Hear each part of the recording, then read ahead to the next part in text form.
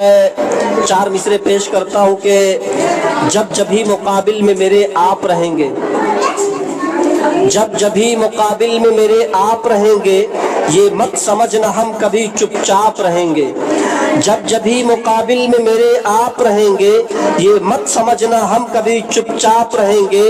और तारीख के औराक बताएंगे तुम्हें ये, तारीख के औराक बताएंगे तुम्हें ये, हम बाप थे हम बाप हैं हम बाप रहेंगे, हम बाप थे हम बाप हैं हम बाप रहेंगे।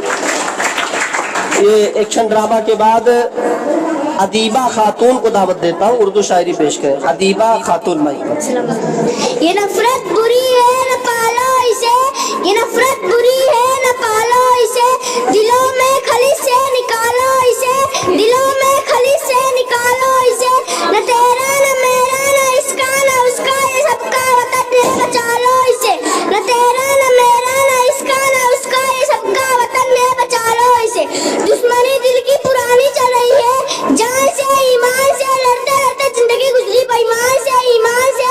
ऐ वतन को रोज तेरी खाक में खो जाएंगे, मर के भी रिश्ता नहीं टूटेगा हिंदुस्तान से ईमान से। जिम जिम बहुत खूब कह रहा हूँ कि तुम्हारी सोच के साँचे में ढल नहीं सकता, जबान काट दो लहजा बदल नहीं सकता। मुझे भी मोम का पुतला समझ रहे हो क्या, मुझे भी मोम का पुतला समझ रहे हो क्या।